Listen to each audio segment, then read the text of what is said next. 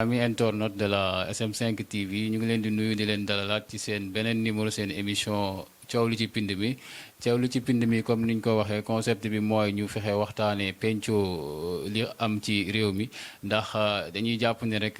réew mi mooy teen wi te ku nekk am na ci wàll lii suñu objectif ñun ci concept émission bi mooy ñu fexe ba képp ku nekk am ndox. yaakaar naa ñi am baag ak ñi amul baag yëpp li leen intéressé mooy ñëpp am ndox donc sur tous les domaines donc moo tax ñu créer émission bi ngir yàlla ak pencoo waxtaanam bépp domaine boo xam ne concerne na société bi tey nag ñu am fi ay gan yu exceptionnel à ma droite am nañ fi monsieur Mbakhane Diop nekk conseil municipal à la mairie de Yeumbeul Sud nekk aussi président de commission jeunesse sport et loisirs bu la mairie de Yeumbeul Sud aussi nekk deuxième vice-président de l'ANAS mooy association nationale des artisans du Sénégal moom la ñuy dalal si suñu plateau ci wet ndax da ci ànd ak monsieur Moussa Babou mu nekk formateur nekk aussi directeur général de l'école Maman Binta de Boune nekk aussi consultant en développement artisanal aussi nekk président du commission juridique bu FEDAP muy fédération des artisans du département de Pikine donc moom la ñuy dalal ci beneen wàll bi xam naa ñoom la ñu àndal tey ci émission bi donc sans plus tarder chers internautes dañuy bàyyi monsieur Mbakhane muy conseil municipal à la mairie de Yeumbeul Sud aussi nekk artisan ñu bàyyi ko mu nuyoo ñu soo ko dugg ci waxtaan bi monsieur Mbakhane salaamaaleykum. waaleykum salaam wa rahmatullah maa ngi nuyu seen internet yi nga xamante ni ñoo ngi ñuy seetaan yëpp góor jigéen mag ak ndaw di leen ziar Mansour di leen jox seen wàccuwaay voilà comme ni nga ko waxee rek Mbakhane Badiane la xam naa maa ngi dégg nga ni Mbakhane Diop mais Mbakhane Badiane la maa ngi lay santale Diop de. benn la sama turandoo Diop la sant. kon loolu la waaw. voilà maa ngi leen di sant di leen gërëm di am kontante di ñëw fii nga xamante ni moom mooy ci seen chaîne bi voilà di am kontante bu baax a baax di ñaan yàlla daal émission bi yàlla na ko yàlla def mu nekk ci émission yi nga xamante ni mooy émission yi gën daal. macha allah donc nuyooyu am na solo à ma gauche am naa fi comme ni ma ko waxee sànq monsieur Moussa Babou moom it dañ koy bàyyi mu nuyoo ko internet ak ñi téléspectateurs yi siiw seen SM5 TV ci seen émission coow li ci pind mi. waaw asalaamaaleykum waa SM5 TV ba pare asalaamaaleykum internet ñi ñoo ngi leen di nuyu di leen ziar di rafetlu invitation bi ñu fi invité di wax ne émission bu am solo la di wax ne télé bi vraiment télé artisan ak télé développement la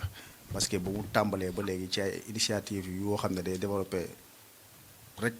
Sénégal ak Kër Massar ak réew mi ci la nekk moo tax chaque jour muy indi ay acteurs yu nekk au cœur pour ñu waxtaanee li nga xam ne moo xew ci réew mi donc ñuy koy rafetlu bu baax di leen ziaraat di leen nuyu di nuyu techniciens yi di nuyu ñëpp ñi nga xam ne ñooy jàpp ci liggéey ba mu yemb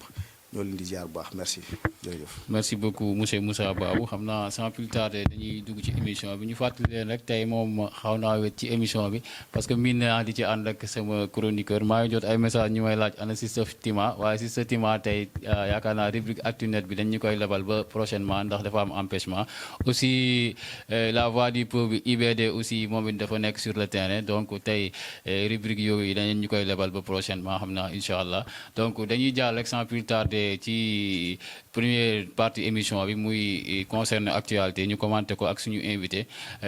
balaa ñu jàll ci deuxième phase bi ñu war a waxtaanee wàllu artisan fii ci Kër Massar spécifiquement waaye généralement c'est dans tout le pays donc ñu war a tàmbali première actualité bi seetlu nañ ni d'ici jeudi ba léegi am na yu actualité yu bëri yu fi jàll mais dañ ciy tànn yenn rek jéem ko commenter ak suñuy invité biñ ci njëkk a tànn mooy journée de l'environnement bi nga xam ne célébré woon nañ ko fële ca Touba ànd seeg le président monsieur Bassirou Diomaye Faye donc mooy journée de l'arbre plutôt donc journée bi nga xam ne dañ ko jagleel wàllu garab gis nañ ni fépp Sénégal jëmbat nañ fa ay garab ngir yàlla ak gën a jox importance li nga xam ne garab am na ko ci suñu dund donc loolu noo ko jàngatee monsieur Mbakhane. waaw ñu ngi leen di nuyu di leen ziar di nuyu concept émission bi muy li ci coow li ci pindum teen. dégg naa ñu ne coow bu amee ci pindum teen daal ñi amul baag la. waaw donte nag ñu bokk teen nag ñooy laxasoo ay goj. waaye bu laxasoo bu ko kenn dagg nee na nañ koy làkkal ci. ku nekk root yóbbu ndox sa kër. ñiy togg ñiy fóot ñiy naan. kon émission bi concept bi am na solo macha allah ñu ngi koy rafetlu. voilà li nga wax ci journée bi nga xamante ni mooy journée de reboisement bi nga xamante ni président moo ko initié mu nekk initiative boo xamante ni wax dëgg yàlla initiative bu rafet la parce que dund. kenn mënu cee dem te doo ci génne garab parce que garab yi am na lu ñuy apporter yu bari te reboisement c'est une bonne manière dafa nekk loo xamante ni lu baax la loo xamante ni buñ ko initier suñu xale yi parce que c'est très important ñuy def lu mel noonu parce que day permettre suñu environnement bi sain day permettre suñu environnement bi baax parce que yenn pollution yi nga xamante ni moom mooy ñëw ci biir dëkk bi xam nañu dëkk bi dafa bari pollution moo xam oto yi la moo xam yenn mbalit yi la moo xam yenn carrières yi la pollution yooyu garab yi daf ciy baax pour mën ko di ko aspirer pour mën a dem ci doomu aadama yi kon yaakaar naa bu fekkee président initié na loolu lu baax bi ci des ni garab dafay naatal dëkk parce que li ñuy manqué ñun suñu dëkkuwaay yi mooy ay jardin public ak ay places yoo xamante ni dinañ ko def reboisement pour di fa mën a toog parce que wax dëgg yàlla dund am na fu muy toll da nga war a dund ak sa environnement te nit ki nee na nit ki mënu fu muy évoluer boo ko xoolee rek xam ni ba xam évolution bi dina nekk lu sain wala du nekk lu sain loolu nag la koy mooy environnement boo xamante ni bu sain la te loolu garab daf ciy jouer rôle bu mat sëkk kon su ko defee loolu initiative la boo xamante ni bu rafet la te ñu gën koo yokk bañ koo yemale muy Sénégalais bu nekk dans les normes war nga mën a jëmbat benn garab di ko toppatoo moom laa doon wax ma ne suñu jëmbatee benn garab doon ñu koo bàyyi noonu dañ ko war a parrainer benn nit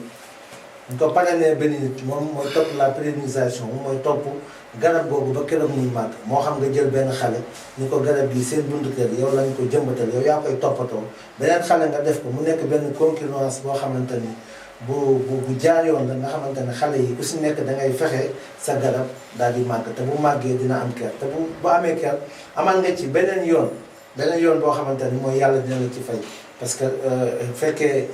ñi jàng nee na nit bu faatoo yëppam dina dagg ba mu des ñett bokk na ci bi ñuy lim muy garab boo xam ne jëmbatoon nga ko wala teen kon jëmbat garab di ko reboiser ba mu màgg ay nit di ko jëfandikoo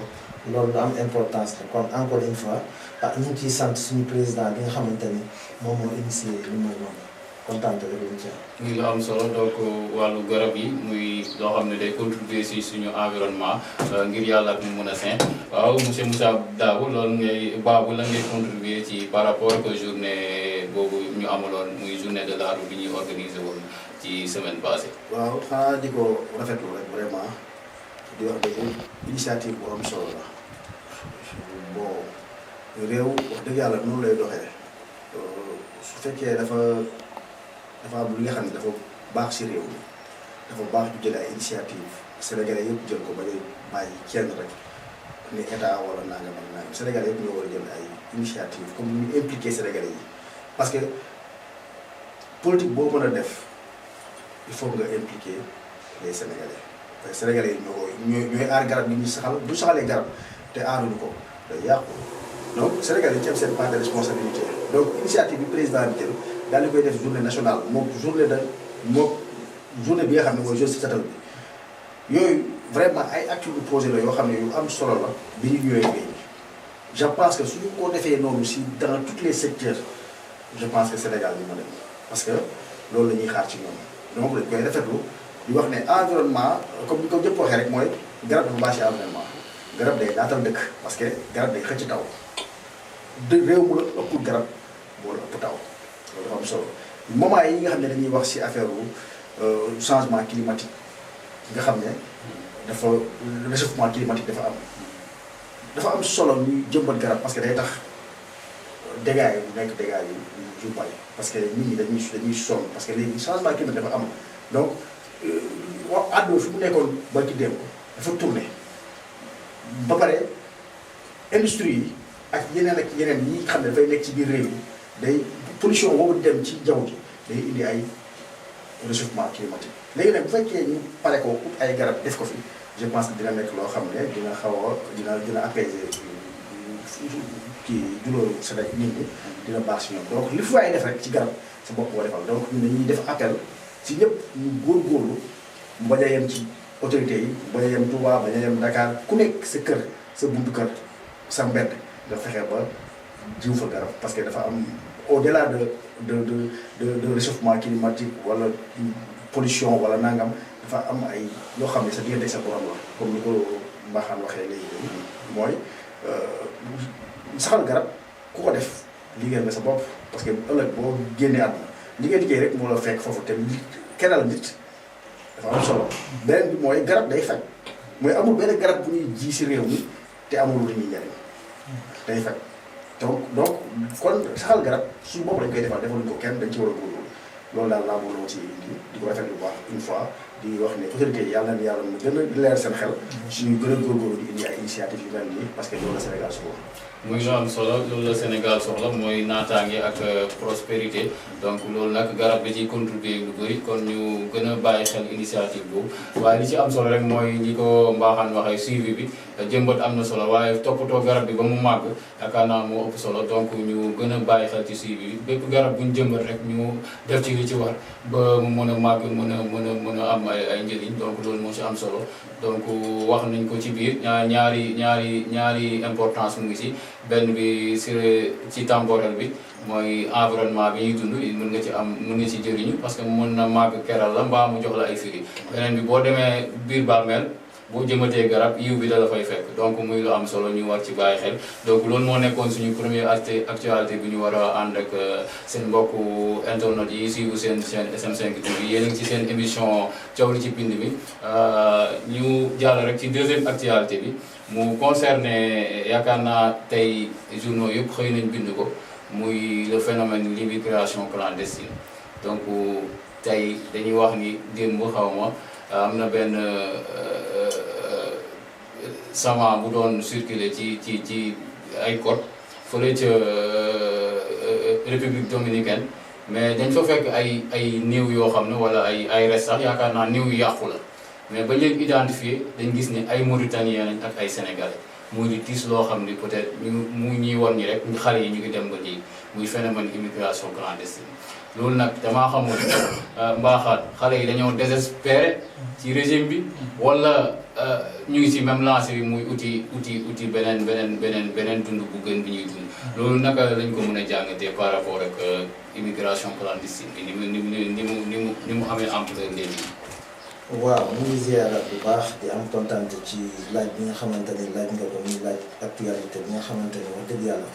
dafa impacté suñu réew te ñëpp a ngi jooy te noppeeku ñu képp koo gis rek am nga ci mbokk boo xamante ni mu ngi des ci ndox mi moo xam nga yëg ko moo xam yëgoo ko man maa ngi fàttali ko di ko ñaanal suñu benn mbokk boo xamante ni wax dëgg yàlla boobu ba léegi depuis 2005 kenn xamul ci li mu nekk. voilà këram tas na kenn xamul ci lu mu nekk ñu ngi koy ñaanal yàlla rek yàlla ñiital ko ay mbokkam te lu mel noonu nag moo dal Sénégalais yëpp ci ndaw ñi te yaakaar naa ndaw moom bu fekkee mi ngi génn réew di dem yaakaar amatul te nee nañ kéwal yaakaaram yëpp ñu ngi ci tànkam bu gisul lu mu xam ne day daw waaw mais nag nañu conscientiser waat ndaw ñi joxaat leen yaakaar parce que kenn mënut a développer réew te sa ndaw ñu jàpp ñu si parce que wax ma sa ndaw yi tey rek moo wax la say magi ëllëg mais xool nañu ndaw ñi ñu ngi gis nit ñaa ngi dee ci gaal gi ci géej gi ñoom ñuy gën a dem loolu nag li koy waral mooy yaakaar bu tas loolu nag état daf ci amaat part de responsabilité parents yi am ci part de responsabilité communauté bi ku si nekk communauté bi ku si nekk am ci part de responsabilité ku si nekk secteur bi nga nekk war nga mën a jóg wax ak sa waat secteur pour xale yi mën a toog ci réew mi parce que xale yi ñoom ñooy jàng suñu manqué ay ndaw école yi du am ay jàngkat ndax xale yooyu bu ñu jàngee ëllëg ñooy nekk mag ñooy nekk ministre yi ñooy nekk député yi ñooy nekk ñi nga xamante ni ñooy ingénieurs yi ñi nga xamante ni ñooy defar suñu réew léegi nag boo xoolee ndaw yi dee ci géej gi yëpp ay ndaw lañ yoo xamante ni seeni parents dañu amoon ci ñoom yaakaar waaye tamit dafa neexul nga nekk ndaw xëy ñu jàkkaarloog sa waajur war koo defar dara te amoo lenn loo xamante ni moom ngay teg ci loxoom loolu ndaw lu am jom du ko man waaye loolu taxul kenn war a mën a jaay sa bakkan di wax Barça wala Barsak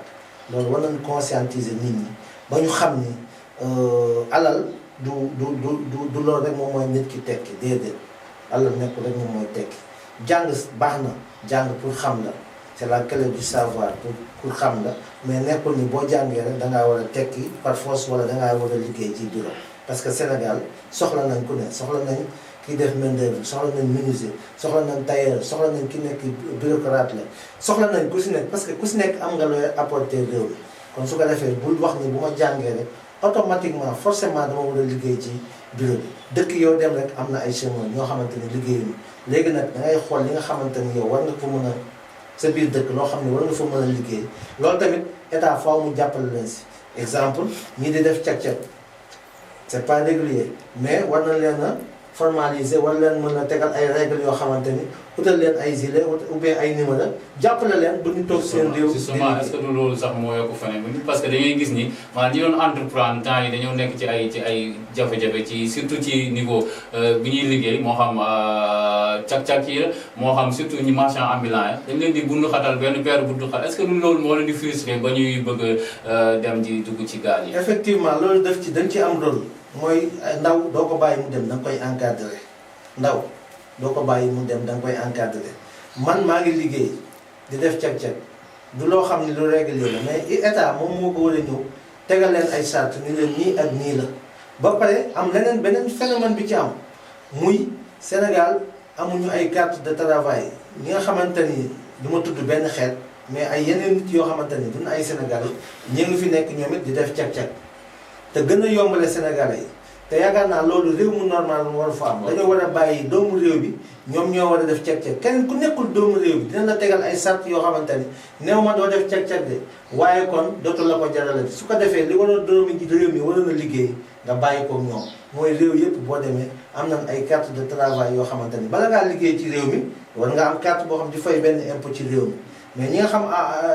ñoo nekk ci doomu réew mi yem ak ñoom même pied d'égalité léegi su ko defee ñoom bu ñu amatul yaakaar lu ñuy def mooy seen yaakaar seen tànk la ne dañuy daw dugg ci ndox mi bu ñu dundee baax na bu ñu dundul baax na mais en tout cas dañuy wax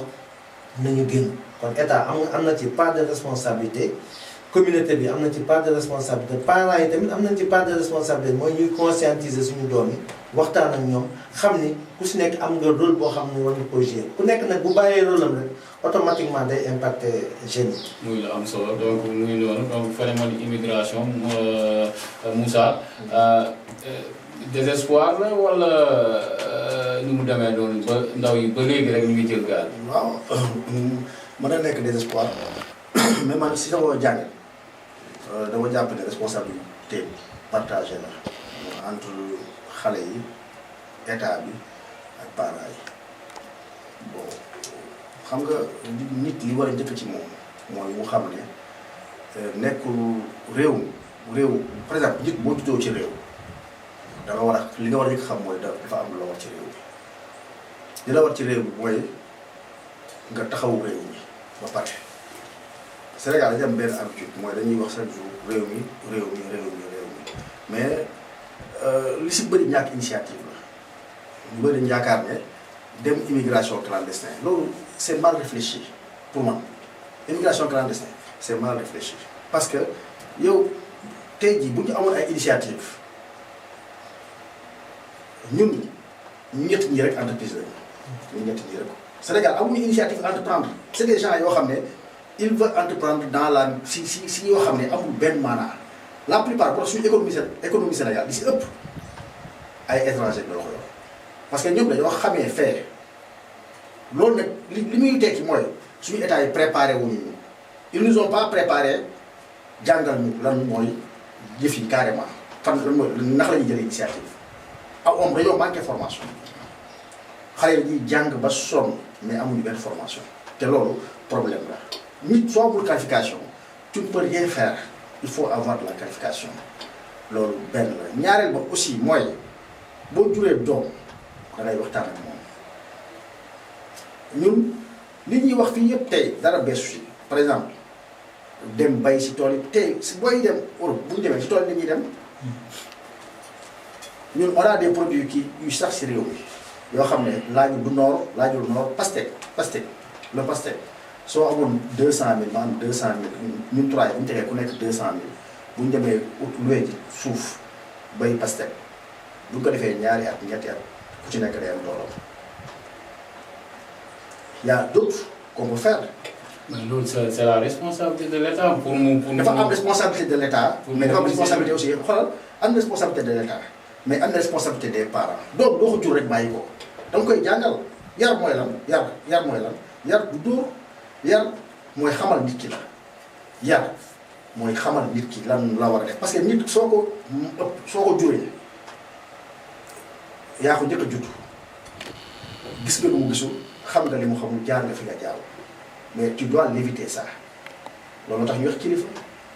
su fekkee ne parent bi dafa faillir si mission boobu noonu mais il a failli le premier mooy yaru xale état de ses responsabilités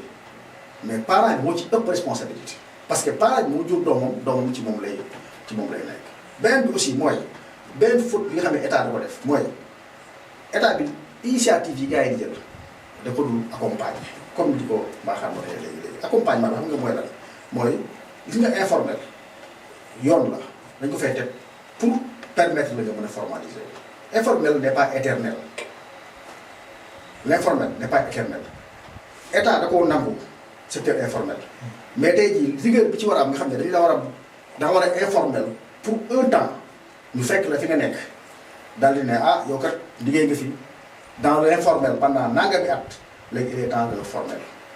accompagner la wan la yoon loolu état da cee faillir ñi entreprise yi nga xam ne dañoo créé wu par exemple tey du ma anticiper ci artisanat mais tey artisanat tey li muy absorbé ak li muy dugal ci monde du travail kenn xamul lu toll mais dañ ko yàggal fayda on nous dit ay secteurs informels te on n'est pas informel on est géré d'une manière informelle ñun dañoo yor informel même dafa dem ba dal communes yi il perd beaucoup d'argent si manque d'organisation bi ñu manqué organiser secteur informel tey jii bu ñu canaliser woon secteur informel mais commune bu nekk day autonome parce que le manque à gagner est énorme il y a beaucoup d'argent qui boo xam ne day échapper état yi échapper communes yi parce que dañoo bàyyi parce que organiser wu nit ñi accompagner wu leen te loolu vraiment moo indi ay parce que li ñuy bañ fii moom la ñuy def feneen mooy li ñuy bañ mooy liggéey ñuy bañ a liggéey fii moom bu ñëwee Europe moom la ñuy liggéey te fii moo ëpp richesse parce que li nekk Europe fii la jógee il faut que les gens soient conscients de ça ñu xam ne ñoom li ñuy uti Europe fii la jógee tous les matières premières viennent de l'Afrique un immigré milliardaire bu jógee Europe milliardaire Afrique lay jógee les plus grands milliardaires yi nekk ci àdduna Afrique lañ ko jëlee or diamant pétrole nangam ak nangam fii la am Afrique la am dans les Zaïre dans les nangam ak nangam mais immigration da ngay liggéey pour survivre et puis difficilement donc nañ xale yi conscient xam ne da nga war a jàng am xam-xam mais aussi da nga war a fexe am conscience su contribuer sa réew parce que taxaw rek di wax ne man jox de kenn defaluma yomb na mais yow daa am lu la war. loolu la quoi muy lu am solo donc les responsabilités sont partagées. donc li ci ëpp solo rek mooy comme li ñu wax état dafa am devoir pour former jeune waaye tamit bu ñu amee formation ba pare mu jox leen liggéey donc accompagner leen loolu lu am solo la mais malheureusement suñu état yi dañ ciy xaw a fayir donc ñu leen ciy gën a pousser rek di leen ci encourager à ce que ñu accompagner les jeunes fexe ba maximum bu ñu mën a canaliser jox leen formation jox leen liggéey ñu jox leen ko parce que bokkoon na ci seen promesse électorale yi donc te jeunes yi yaakaar naa patience bi duñ ko am donc ñu accélérer cadence bi rek fexe ba yiñ ci war a taxaw ñu taxawoo ci moo ci ëpp solo donc loolu moo nekkoon suñu deuxième actualité dañuy terminer ak suñu troisième actualité muy démb suite au conseil des ministres bi ñuy amal chaque mercredi donc am na ay surtout nomination yu bees mooy continuer yaakaar naa postes yi ba léegi yaakaar naa waxoon nañ dañuy alléger yenn postes yi wala supprimer yaakaar naa ni moom chaque mercredi dinañ gis ay nomination yu am solo donc waaye dañ ci choisir ñaar rek yu jur polémique ci actualité bi muy nomination ki ñuy tuddee nit dof mooy Mortala Gueye mu ñuy nommé PCA du Fonds de développement des cultures urbaines muy FDCU mu jur coow lu bëri beneen bi mooy monsieur Landing Mbessane Seck muy kilifa rappeur Kër gi groupe moom it ñu nommé ko PCA du Grand Théâtre li ñuy laaj nag mooy nomination yooyu c'est l'homme qu'il faut à la place qu'il faut wala nu mu tuddati récompense la mbaaxaan. waaw mu nuyuwaat leen rek ziar leen vraiment di amaat kontaan aussi ci laaj actualité bi nga xamante ne moom nga wax te yàlla dogal président ci conseil ministre bi passé wax dëgg yàlla mu defaat ay changement de fonction yoo xamante ne ñun ñëpp gis nañ ko peut-être am na ci yoo xamante ne am na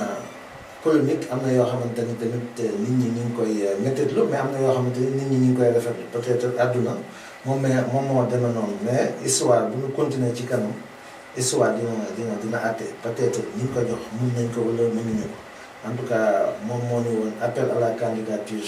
la ñuy def ci si poste yi mais bu ñu xoolee bu ñuy faloo ba léegi la ñu waxoon ci appel à la candidature wax dëgg yàlla gisuñu loolu en toute sincérité nit nag làmmiñ moom bu waxul lii wax la ca des du ñu wax ni nomination yi mu def moo xam du mu def ci grand théâtre la muy PCA bi wala du mu def faneen yooyu yëpp pour ñu xam ci dara dañuy yónni yàgg parce que sénégalais yu bari nee na loolu ay récompense la parce que ñooñu aussi doon nañ leen jàppale ci combat bi voilà mais nag Sénégal moom tëdd na fi prison une fois ci projet bi. voilà donc moo tax nit ñi jàpp ni peut-être récompense la. voilà tëdd na ci prison donte nag moom mi ngi ci système bi mi ngi ci maanaam mi ngi ci secteur boobu muy culture. parce que rappeur la wax dëgg yàlla peut-être bu ñu ko joxee foofu peut-être am na lu mu ci xam léegi nag dañuy yónni yàgg rek mais sénégalais yi bari nee nañ loolu récompense la li tax nag sénégalais yi di gëm ni récompense la dañu waxoon ni appel à la candidature la ñuy def mais malheureusement bu ñu xoolee loolu amul lu ci des ñu ngi koy xoolaale suñu benn mbokk sama xarit la muy Abdou Khadir Diop nekkoon préfet bu Rufisque yàlla dogal na moom it bi mu fa nekkee léegi yàggul jëlee nañ ko fa yóbbu ko Diourbel moom it ñu ngi koy ñaanal yàlla foofu mu jëm yàlla na fa def liggéey bu rafet comme ni mu ko defee ci Rufisque muy di communiquer di waxtaan ak nit ñi yooyu moom lu am importance la en tout cas daal état dafa yaatu te responsabilité yi dafa bari léegi nag ñoom def nañ lii wax dëgg yàlla Sénégal yi tamit am nañ si droit de regard am nañ seen mot à dire ku si nekk nag am nga libre li nga gis loolu ngay wax léegi nag histoire moom moo ñu àtte ba xam lii poste yaa ma neex la boo xam ne dañ leen ko doon neexale la wala ay compétence la yoo xamante ni ñoom am nañ ko ñu jox leen ko parce que comme ni ñu ko waxee rek les hommes qu'il faut à la place qu'il faut mais nag loolu li ñu koy permettre ñu xam ci dara mooy après résultat yi ci kanam yaakaar naa loolu dañuy yónni yàgg rek ñu xool incha allah muy noonu mbaaxal nee na kon dañu yónni yàgg waaye li ci am solo rek mooy li nga wax ci wàllu ñoom dañ ñu jaayoon ñaar muy appel à candidature ak nu mu tuddati beneen bi nga xam ne dañuy xool sa jaar-jaar wala xool sa comportement xaw ma nuñ koy defee nuñ koy tuddee noonu xam naa terme bi dafa maa échappé enquête de moralité très bien donc parce que gis nañ ki ñuy tuddee kilifa amoon na fi problème ak justice ci wàllu ay trafic de visa ak ñoom seen yooyu est-ce que yooyu tamit aussi buñ ko jàngatee est-ce que du doon récompense monsieur Moussa Ba. waaw salaamaaleykum maa ngi nuyuwaat di wax ne bon man xam nga saa yu dara amee man si sama bopp man du ma ko damay positiver en attendant de voir parce que ce qui m'intéresse dëgg c'est pas nit ku ñu teg foofu noonu li ma intéressé mooy résultat bi muy jur. man c'est ça qui m'importe donc li ma jàpp mooy dafa am dama koy encourager mooy administration kese mënul doxal benn secteur sans les professionnels il faut que ñu xam loolu administration ak professionnels yi ñoo war a ànd pour benn mbir mën a dox Sénégal dafa commencé di expérimenter loolu te dafa am ay résultats yi mu jur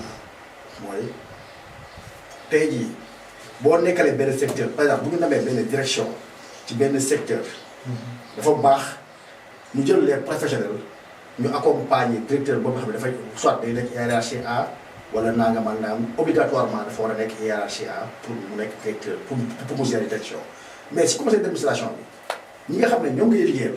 dañoo seen mois di Sénégal dañoo tàmm di def ay mbir yoo xam ne dañu koy def sans les acteurs te dañ ne ce que tu fais pour moi sans moi tu le fais contre moi te dafa bëri ay programme yi nga xam ne dafay jaar ci réew mi mu concerne art mu culture mu concerne artisanat mu concerne lu mu mën a doon ba nga xam ne moom dafa indi échec ci mbir ma na mu demee finition ba baaxul dafa jur échec parce que dañoo exclure les acteurs dañoo bàyyi administration rek mu koy doxal loolu vraiment dafa nekk benn faay beneen bi nag mooy état moom fi ñu koy xaar mooy par exemple man qu'il soit mu def appel à candidature wala mu def appel à candidature wala naa loolu man li ma gis mooy li ma njëkk a wax si jàngat mooy li ma bëgg man mooy dafa am lu ñu waxante ne ñoom éthique la ñu woote déontologie ak transparence ak liggéeyal Sénégal si ay résultats yu leer loolu vraiment dama leen ciy xaar bis ma toogee nag ba gisuma loolu boobaa dinaa loolu parce que ñun Sénégal président bi lañu falan président bi ñun man kilifa wala nit dof gisuma ci ñoom gisuma leen man xam nga laa gis le président de la République moom laa fal comme moom laa fal man résultat jotee moom laa koy laaj bu kilifa deful résultat wala keneen du ma moom laa koy laaj du ma ko laaj kooku beneen ñaar aussi mooy seet ñooñu ay sénégalais lañu si ay acteurs lañu man j'applaudis parce que loolu damay bëgg état di ko def dans tous les secteurs mooy fexe ba secteur yi muy def suy nommé mu nommé ay professionnels dans le domaine parce que day tax ñooñu bu ñuy def dañ ci gis seen bopp parce que ki xam réalité yi décision yi fi muy jógee boo toogee suñu bëggee jël ay décision yoo xam ne baaxul dana ne dana alerté ne lii dem doxewul nii parce que lii ak lii mën ci di information yu baax donc man loolu laa ko jàppee di leen wax ne di ñaanal comme ñëpp rek ñi gouverneur yi ñëpp ñi nga xam ne dañ leen nommé maa ngi leen di ñaanal seen mission yu bees yi yàlla may leen ci ndam parce que ndam seen ndam mooy suñu ndam amuñu benn intérêt pour ñu échec wala pour ñu échouer mais nag heure bu dëgg wax dëgg jotee dañ ko wax heure bu ñu li ñu waxoon ñoom heure bu ko defulee dañ ñu gis comme ni ñu gisee woon bay passé fa lañ leen di xaar amul benn yërmande bu ñuy dawal seen si ñoom parce que dañoo ñëw gëm am lu ñu gëmloo te loolu ñu gëmloo noonu da nga leen fay xaar bis bu ñu toogee ba toog ba gis ne ñii jaaruñu si yoon boobu danañu gisaat loolu daal moom moo ci nekk. muy lu am solo donc muy noonu donc nomination yi noonu lañ koy jàngatee donc ku nekk rek ak sa avis comme ni ko Mbaxane waxee. aussi monsieur Moussa waxee ko noonu donc ñu ngi leen di ñaanal ñoom it aussi bon vent ci seen responsabilité yooyu di leen ñaanal yàlla ñu may leen réussite xam naa comme ni mu ko waxee ñoom ñaar ñëpp ay acteurs lañ ci foofu parce que ci wàllu nit dof entrepreneur ci culture urbaine la donc aussi kilifa donc te génnul lancé ko donc ñu ngi leen di ñaanal rek yàlla may leen réussite et puis comme ak ñi nominé yëpp incha allah donc mu ngi noonu loolu moo nekkoon Linguère Jolof ñu jàll ci deuxième partie bi consacrée à l'artisanat et à la formation professionnelle donc ñu ngi ñëwaat léegi ci deuxième partie bi. Vous êtes acteur culturel, vous optez pour la culture, vous optez pour le divertissement. Bienvenue dans les fréquences de SN5 TV, la télé autrement, la télé 100% culturelle, la culture au diapason des 5 horizons du monde.